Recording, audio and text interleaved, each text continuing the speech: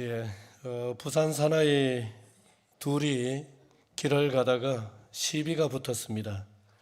옆에 애인이 있지 또 약해 보이기는 싫어가지고 둘 다 센 척을 합니다.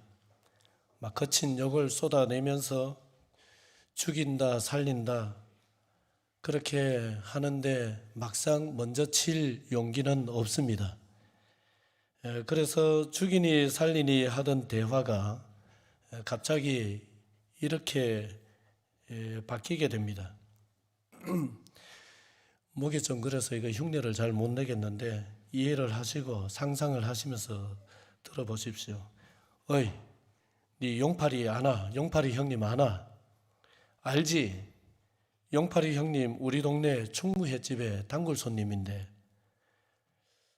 니도 용팔이 형님 아는갑지? 그러니까 반대편에서 그럽니다. 용팔이 형님은 회를 못 먹는데. 웃음이 터져야 될 대목인데 잘 안 되네요. 그러자 이제 또 반대편에서 그러면 네 칠떡이 형님은 아나? 이래 물어보는 거예요.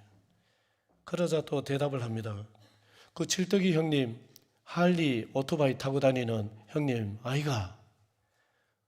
칠떡이 형님 자전거도 못 타는데 그러는 겁니다.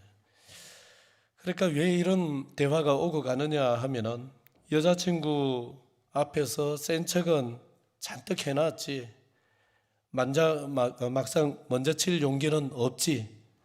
어쨌든 자존심에 흠집을 내지 않고 싸움은 끝내야 되겠는데 그러기 위해 가지고 서로 뭔가 연결고리를 찾는 거예요. 하나라도 딱 찾게 되면은 화해의 손을 내밀려고 그렇게 하는 대화 모습입니다. 이런 것을 일컬어서 출구 전략이다라고 합니다. 출구 전략이라는 말은 베트남 전쟁에서 미국이 처음으로 사용했던 용어입니다. 당시 미국에서 베트남 전쟁에 엄청난 돈과 군대를 쏟아부었지만은 사실상 이기지를 못하였습니다. 그렇다고 편하게 철수를 하게 되면은 세계 최강대국이라는 자존심에 심각한 흠이 나기 때문에 편하게 철수는 하지를 못하고 가급적이면은 자존심에 흠이 가지 않는 방법으로 피해를 최소화하는 방법으로 철수를 해야 되겠다라고 해서 그것을 묘책을 강구를 하면서 나왔던 작전명이 출구 전략입니다. 출구 전략은 우리가 인생을 사는 데 있어서 매우 중요합니다. 출구 전략을 마련하지 않고 무리하게 일을 추진했다가 나중에 수습이 되지 않아서 낭패를 겪는 일이 생기면 곤란하기 때문입니다. 사울이라는 사람이 꼭 여기에 해당됩니다. 사울은 블레셋과의 전쟁을 앞두고 고립무원의 상태에 빠졌습니다. 그러자 엔돌에 신접한 여인을 찾아갑니다. 그러나 엔돌에 신접한 여인을 찾아간 것은 사울에게 전혀 도움이 되지를 않았고 출구 전략도 되지를 못하였습니다. 사울은 그 전쟁에서 결국 빠져나오질 못하고 죽고 말았습니다.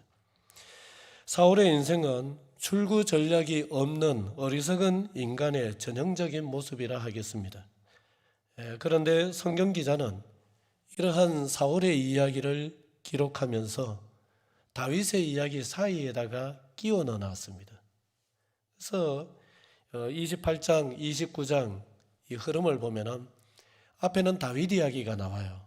다윗이 가드 왕 아기스에게 불려가서 우리가 이스라엘하고 싸우는데 너도 우리와 함께 이 전쟁에 출전해야 된다. 어느 편 군대로 출전을 하는 겁니까? 이스라엘 편입니까? 블레셋 편입니까? 블레셋 편으로 출전을 하는 거예요. 영락 없이 외통수입니다. 자기 조국과 싸워야 되고 자기 동족과 칼부림을 해야 되는 빠져나올 수 없는 외통수에 걸렸습니다. 그런데 이 이야기까지 딱 하고 난 뒤에 사울 이야기를 길게 하고 그 다음에 29장 넘어가면은 다윗이 이 외통수에서 벗어나는 이야기가 이어집니다. 어떻게 해서 벗어나게 되느냐? 그 다윗을 데리고 이제 직결지에 갔더니만은 가드 왕 아기스를 제외한 나머지 블레셋의 방백들, 도시국가의 왕들이 하나같이 다윗은 안 된다며 퇴짜를 놓았기 때문입니다. 저 다윗은 믿을 수가 없다, 데려갈 수 없다. 그 퇴짜를 놓는 바람에 다윗은 함께 가질 못하고 돌아가게 되지요. 그렇게 해서 다윗은 외통수에 걸려들었다가 뜻하지 않은 하나님의 도우심으로 거기서 벗어나게 됩니다. 그러니까 이 다윗의 외통수에 빠졌다가 벗어나는 이야기 그 사이에 사울이 외통수에 빠져서 벗어나지 못하는 이야기를 끼워놨다는 말입니다. 이런 것을 문학적 그 기법으로는 액자 기법이라고 부릅니다. 액자. 전에도 한번 말씀을 드린 적이 있죠. 액자가 있으면은 그 사이에 그림이 있습니다. 그러니까 다윗의 이야기가 액자 틀 역할을 하는 것이고 사울의 이야기가 그 틀 안에 들어가 있는 핵심 이야기가 되는 것이고 그런 것입니다. 그래서 이렇게 두 사람의 이야기를 이런 식으로 구성을 해놓은 것은 사울의 이야기만 보지 말고 사울과 대조되는 다윗도 같이 봐라. 이러한 의도가 있는 거죠. 그래서 오늘은 사울의 인생을 출구 전략이라는 관점에서 살펴보는데 다윗과 대조를 해가면서 살펴보겠습니다. 사울이 몰락할 수밖에 없었던 첫 번째 이유는 감정적인 판단에 항상 치우쳤기 때문입니다. 자, 5절을 읽겠습니다. 시작. 사울이 블레셋 사람들의 군대를 보고 두려워서 그의 마음이 크게 떨린지라. 블레셋의 압도적인 군대를 보고 사울은 두려워서 마음이 크게 떨렸습니다. 그래서 여호와께 도움을 구하고자 물었지만 응답이 없어요. 응답이 없자 사울은 누구를 찾아갑니까? 엔돌의 신접한 여인을 찾아갑니다. 신접했다는 것은 귀신에게 접속했다는 말로서 우리 표현으로 하면은 신내림을 받았다. 딱 거기에 해당합니다. 무당 중에는 세습무가 있고 강신무가 있습니다. 세습무는 뭐냐? 엄마가 무당이에요. 그래서 그걸 어려서부터 그대로 보고 배워가지고 눈 감고도 해냅니다. 그 세습된 무당, 그것을 세습무라고 합니다. 강신무는요? 강신무는 신병이라고 하는 무병을 시름시름 앓다가 이제 신내림을 받는 겁니다. 그래서 신내림을 받아가지고 그 귀신의 힘으로서 구설하고 뭘 하고 막 이렇게 하는 것인데 어디 위에서도 벌쩍벌쩍 뛰어요? 어떻게 합니까? 작두 위에 실제로 올라가는데 발이 상하질 않아요. 그 신통력이 실제로 있습니다. 강신무는, 세습무는 그런 신통력이 없어요. 신내림 받아서 하는 무당은 실제 신통력이 있어서 작두 위에 걸어 다닙니다. 아무리 그렇다 하더라도 하나님이 세우신 왕이 그러한 사람 찾아가면 무당 찾아가면 됩니까? 됩니까? 여러분, 요즘에 들리는 말에 의하면은 점쟁이한테 찾아오는 사람들 중에 교회 다니는 사람들이 그렇게 많답니다. 심지어는 목사도 많이 온대요. 장로도 오고 권사도 오고 수두룩하답니다. 한번 하나님 믿었으면은 죽이 되든 밥이 되든 하나님 바짓가랑이 붙들고 버텨내야지. 좀 어렵다고 해서 그 무당 찾아가고 뭐 신내림 받아서 작두 타는 진짜 무당이라 해서 거기 찾아가고 그러지 마십시오. 우리 믿음의 자존심이 용납이 안 됩니다. 그런 믿음의 자존심이 있어야 됩니다. 죽으면 죽었지 그런 것에는 귀를 열지 마시고 눈도 열지 마시고 꼼짝도 하지 마시고 오직 누구만 붙들면 되는 겁니까? 하나님만 붙들면 되는 겁니다.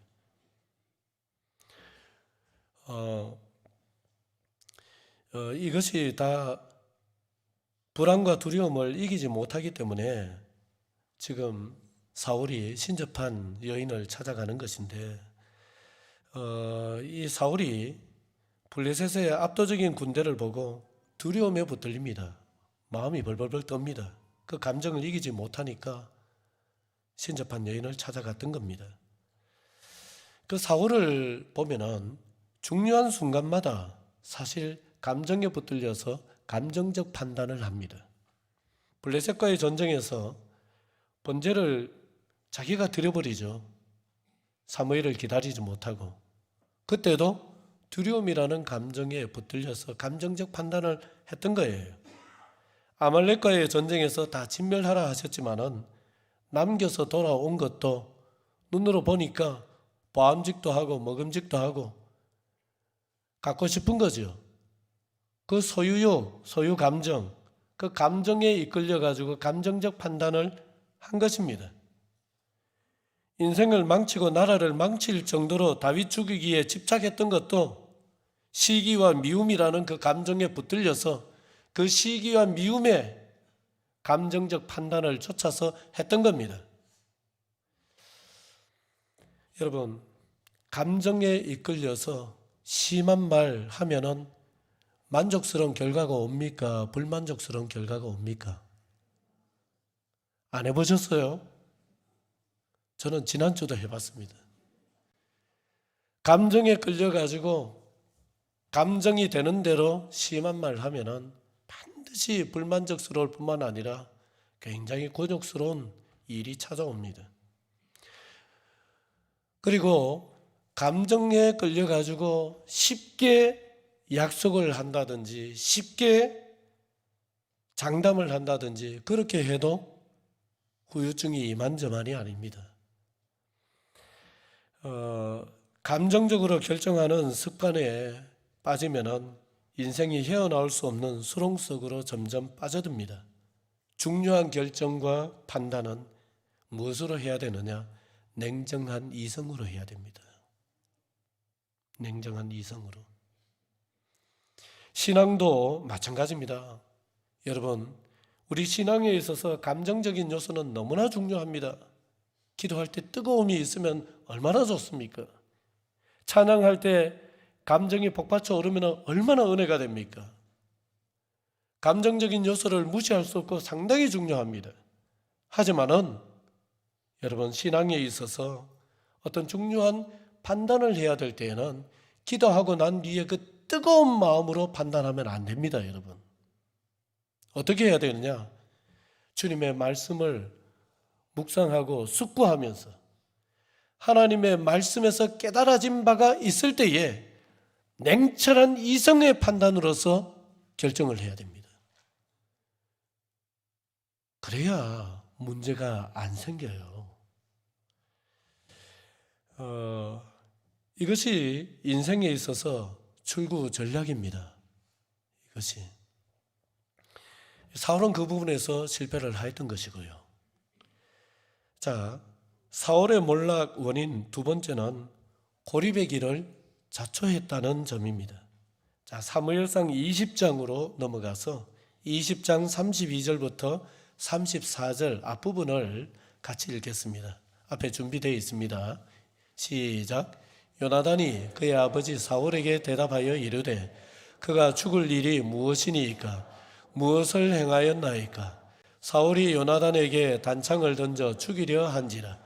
요나단이 그의 아버지가 다윗을 죽이기로 결심한 줄 알고 심히 노하여 식탁에서 떠나고. 이유 없이 다윗을 죽이려는 사울에게 요나단이 나서서 말렸습니다. 그때 사울은 자신을 반성하기보다는 요나단에게 단창을 던졌습니다. 요나단은 누굽니까? 자기 아들입니다. 대통을 이을 자기 아들입니다. 그 자식에게까지 단창을 집어 던지는 거예요. 사울은 매사가 이런 식이었습니다. 초나라의 항우가 해하 전투에서 한나라군에 포위되어 가지고 고립무원의 상태에 빠졌을 때에 노래를 하나 지었습니다. 그것을 이제 해하에서 지었다 해서 해하가 이렇게 부릅니다. 그래 그 해하가에 보면은 자기는 그 역발산 기계세다. 역발산 기계세라는 말은 산을 뽑아 던질만 하고 옮길만 하고 세상을 덮을 만한 기운을 가졌다. 그러한 천하에 둘도 없는 사람인데 하늘이 나를 돕지 않아서 내가 천하를 얻지를 못했다. 이러면서 누구를 원망하는 내용이에요? 하늘을 원망하는 내용입니다. 자기는 뛰어난데 하늘이 나를 돕지 아니한다. 그러면서 하늘을 원망하면서 그렇게 이제 죽어가는, 물론 조금 있다가 죽지만은 죽어가는 이런 대목입니다. 그 노래대로 과연 항우는 불세출의 장사였습니다. 장정 10사람도 들기 힘든 큰 무쇠로 된 솥을 혼자서 번쩍 들어 올리는 천하 장사였습니다. 그리고 1대1로 싸워가지고는 그 누구에게도 진 적이 없는, 싸웠다 하면은 백전백승하는 천하 장사였습니다. 그렇지만은 하늘이 자기를 돕지 않고 버렸다 한탄하는 대목은 사실과 맞지 않습니다. 엄밀히 따지면은 하늘이 항우를 버린 것이 아니라 항우가 하늘을 버린 것입니다. 항우는 그 성질이 포악하여서 자기 의견에 반대하는 자는 어떤 신하든지 살려주지를 않았습니다.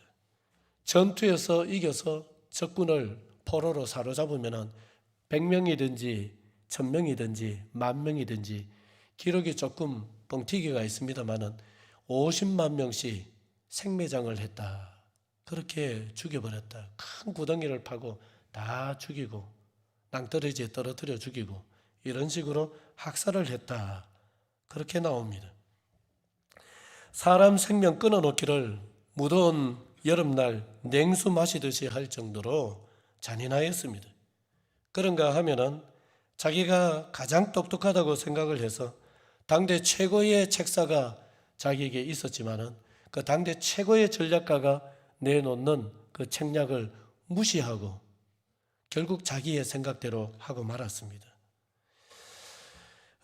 그런 식으로 하니까 주변에 똑똑한 사람들이 붙어 있겠습니까? 떠나가겠습니까? 떠나갑니다. 이 항우를 위해서 목숨을 버릴 사람이 남아 있겠습니까? 다 등을 돌리겠습니까? 다 등을 돌리죠. 매사가 이런 식이니까 결국 시간이 가면 갈수록 인재들이 다 사라지는 거예요, 주변에서. 그래서 스스로 고립의 길을 자초한 것이 패배의 원인이지 하늘이 항우를 버렸던 것은 아닙니다. 사울이 꼭 이어갔습니다. 항우의 얘기를 한 것은 사울의 얘기를 읽어보면 항우와 너무 닮은 꼴입니다. 너무 비슷해요. 다윗에게도 창을 던집니다. 자기 자식에게도 창을 던집니다. 뭔가 바른 소리를 하면 무조건 창을 던집니다. 그렇게 하니까 곁에 충신은 없고 지혜자가 없고 바른 사람이 없습니다. 다윗은 갓 선지자나 나단 선지자의 말을 듣습니다. 아무리 쓴소리 또 신하들 앞에서 치욕스러운 말이라 할지라도 듣습니다. 어중이 떠중이도 챙기고 끌어안습니다. 그러니까 자꾸 주변에 인재가 모여들기를 시작합니다. 그래서 시간이 갈수록 사울의 인재풀은 바닥이 나지만은 다윗의 인재풀은 계속 채워져서 차고 넘치게 되었습니다. 그것이 두 사람의 인생이 역전되게 되는 현실적인 이유였습니다. 사울은 주변 사람들을 지나치게 힘으로 내리누르고 가혹하게 대하였습니다. 이것이 사울을 고립시켰고 중요한 순간에 출구 전략 자체를 가동할 수 없도록 만들어 버렸습니다. 여러분, 주변에 사람이 있도록 사시기 바랍니다. 인격적으로 사람들을 대하시기 바랍니다. 특히 누구를 인격적으로 대해야 되느냐? 내보다 힘이 센 사람요, 힘이 약한 사람요. 힘이 센 사람한테는 어쩔 수 없이 함부로 못 대합니다. 사람은 누구한테 신경을 써서 인격적으로 대하려고 해야 되느냐? 내보다 힘 없는 사람한테.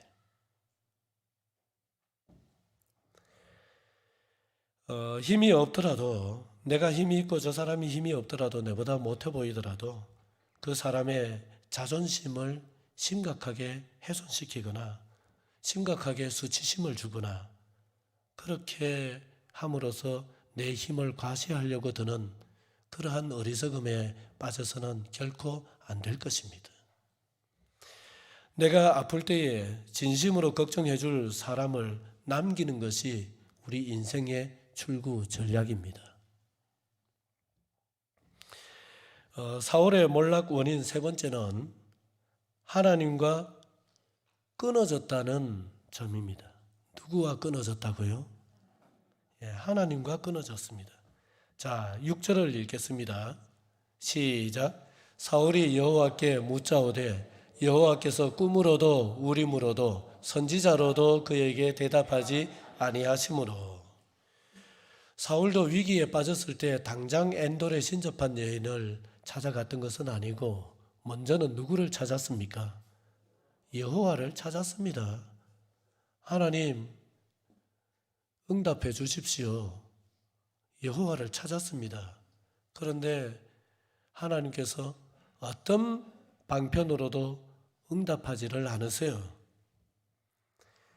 이것은 왜 이러느냐 하면은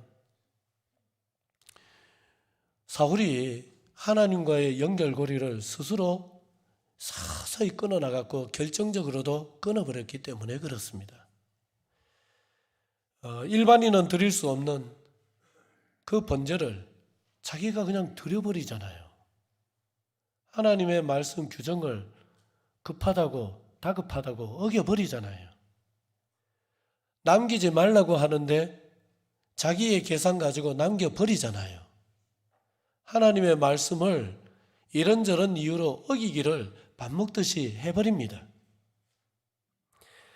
그리고 결정적인 사건은 사무엘상 22장에 나오는 사건입니다. 21장, 22장에 걸쳐서 나오는 사건인데 다윗이 이제 도망을 치면서 높 땅에 있는 제사장 아히멜렉을 찾아갔죠. 그래 아히멜렉은 다윗이 지금 사울에게 도망쳐 왔다는 것을 모른 채 먹을 것을 달라 하니까 먹을 것을 내어줬습니다. 그야말로 순수한 마음으로 했지 무슨 계산도 정치적인 목적도 없는 것이었습니다. 그럼에도 불구하고 사울은 도액이라는 사람의 밀고를 받고는 고발을 받고는 이 노 땅의 제사장 아히멜렉과 아히멜렉의 일족 제사장 85명을 학살해 버렸습니다. 여러분, 제사장은 하나님과 사람 사이에 연결고리 역할을 하는 사람이 제사장이죠. 그런데 그 연결고리 역할을 하는 제사장을 한 사람도 아니고 몇 명을요? 85명을 한 일족을 몰살을 시켰으니까 여러분, 그러고서 하나님의 도움을 구한다는 게 말이 됩니까? 어림없는 일이죠. 어림없는 일입니다. 그에 비해서 다윗은 영락없이 자기 조국과 싸워야 하는 처지에 놓였지만은 가드 왕 아기스를 제외한 나머지 가드 방백들 왕들이 다 퇴짜를 놓아주는 덕에 그 위기에서 벗어났습니다. 어째서 한 사람은 이렇게 도움을 받을 수가 있었습니까? 비슷하게 외통수에 빠졌는데 한 사람은 하나님의 도움이 묘연합니다. 그러나 한 사람에게는 생각지 않았던 하나님의 도움이 임합니다. 결정적인 차이는 뭐냐?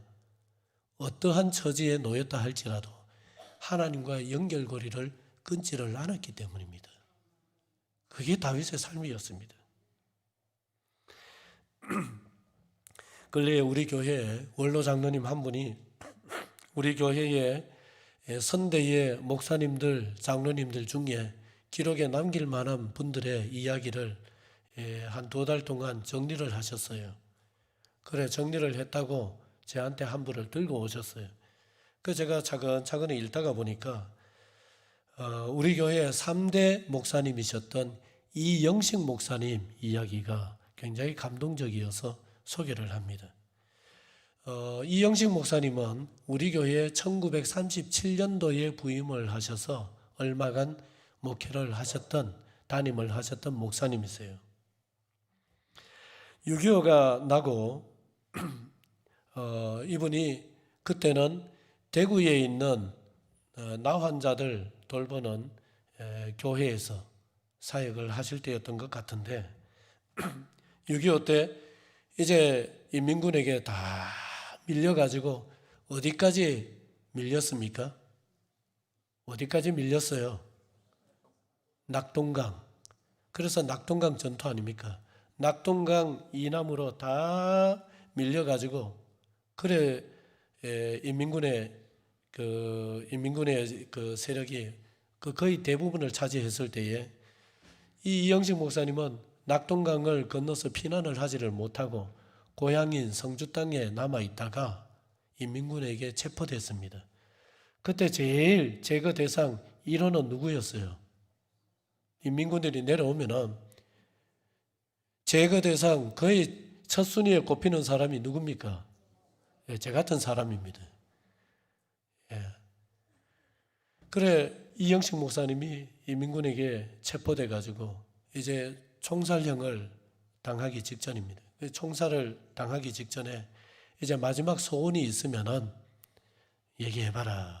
그러니까 이영식 목사님이 내가 돌보는 우리 애양원 교회 성도들 그리고 거기에 있는 장애우들 이들을 위해서 한번 마지막으로 기도하고 죽게 해달라. 그래가지고 기도해라 했더니만은 거기에 무릎을 꿇고 간절하게 그 성도들, 나 환자 성도들을 위해서 간절하게 기도를 하시는 거예요. 그리고는 기도가 끝나고 이제 총살을 받기 위해서 일으켜 세워서 일어서는데 그 사형 집행관인 인민군 한 사람이 뛰어가 그러는 겁니다. 그 뭐 영문도 모른 채 뛰어가라는 거예요. 무작정 뛰어가라는 거예요. 그래 이영식 목사님은 뛰어가면은 뒤에서 쏠려고 저러는갑다.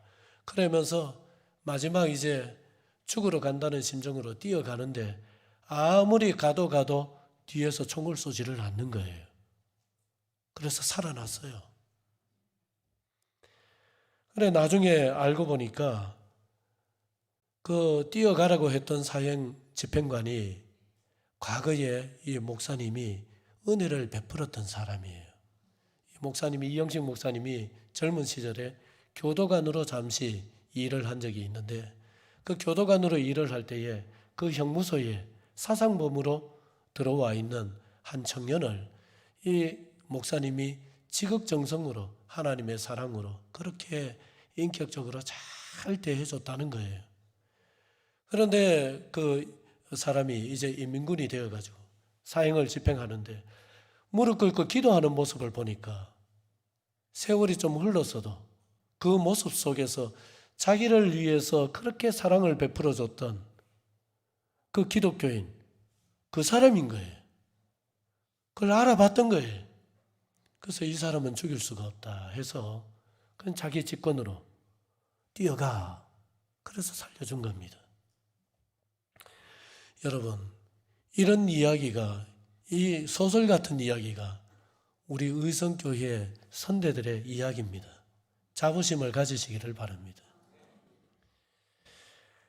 우리 인생에 최후에 피할 곳은 하나님이에요. 여러분, 이거는 그냥 항상 입버릇처럼 하는 얘기가 아닙니다. 인생을 살아보면 정말 그렇습니다. 우리 인생의 최후 피할 곳은 최후에 부르는 하나님이에요.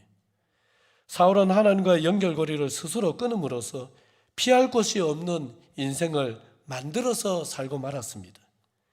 세상의 모든 줄이 다 끊어진다 해도 하나님과의 연결고리가 끊어지지 않는 한 희망은 있습니다. 우리 인생 최고의 출구 전략은 하나님이라 해야 됩니다. 하나님으로 여러분들의 인생의 출구 전략을 삼으시기를 주의 이름으로 축원을 드립니다. 기도드리겠습니다.